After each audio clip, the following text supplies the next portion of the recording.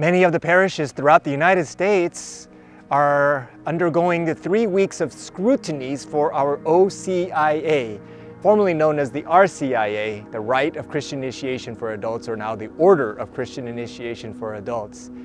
And last Sunday we celebrated the first of these 3 scrutinies.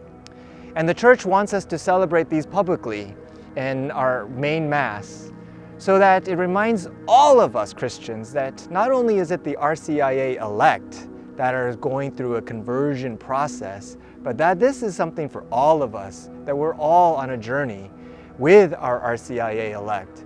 And this scrutiny is a time of scrutinizing those areas of our lives that prevent us from receiving anew the grace of God. It's a time to really think about what are those small sins or big sins, those little bad habits, ways of thinking that kind of block the grace of God that coming into our lives. And so as we watch our OCIA candidates do this, we need to do it with them. We're all in it together. This conversion process is ongoing, and all of us need to take advantage of opportunities for these conversion periods. And for us here in the Church, the season of Lent is like a great retreat opportunity for the millions and millions of Catholics across the world to unite together in this process of conversion. The Lenten season is known for the OCIA process as the period of purification and enlightenment. And to help us with this, we have those standard Lenten practices of fasting, prayer, and almsgiving. The fasting is an opportunity for us to really think about the spiritual goods more than the physical goods, to really awaken the hunger for that. The prayer, of course, opportunity for us to really improve our communications with God.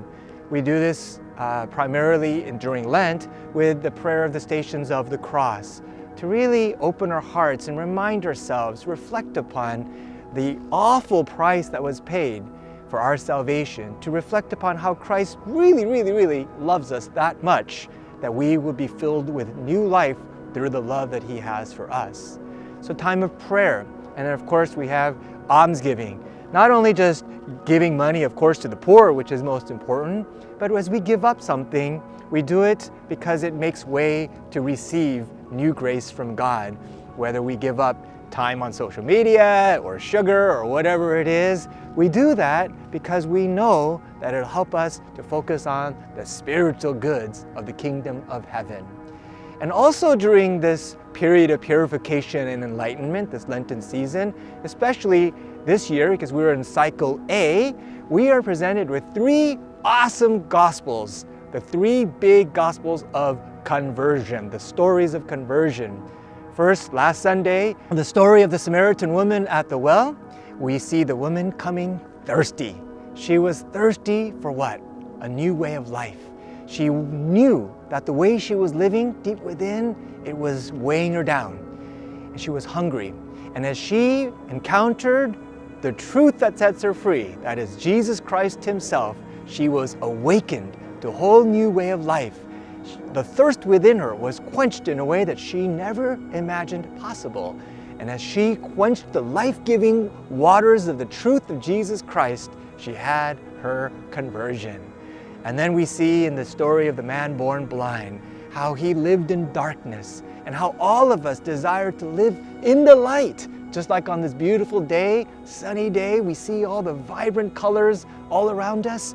With the light of Jesus Christ, we see the splendor of the kingdom of heaven all around us. But we live in darkness when we live in sin. Our eyes are glazed over, it's blurry, and we're not able to see. And therefore, only through the power of Jesus Christ and only under His light can we live in the true splendor of the kingdom of heaven. And we desire that from the depths of our hearts. And of course, in the story of Lazarus, we see the hunger for life. We all want to live. We all want the fullness and the abundance of life. Therefore, we must obey our thirst. We must know that the thirst and the hunger, the desire within us is designed by God to draw us closer and closer to the very person of Jesus Christ, who is the only way, the truth, and the life. He is the one who brings us to the fullness of life. And that is what Lent is designed to do. Prepare us throughout this Lenten season for the great season of Easter, where we truly do relish in the wholeness of life that God desires for each of us to have. So let's take full advantage of this Lenten season. We're 3 full weeks in, but it's not too late for you to start Lent if you haven't already started it. Begin your own little process of conversion, turning away from darkness and whatever prevents us from receiving God's grace anew, and now turn towards the light, the source of all life.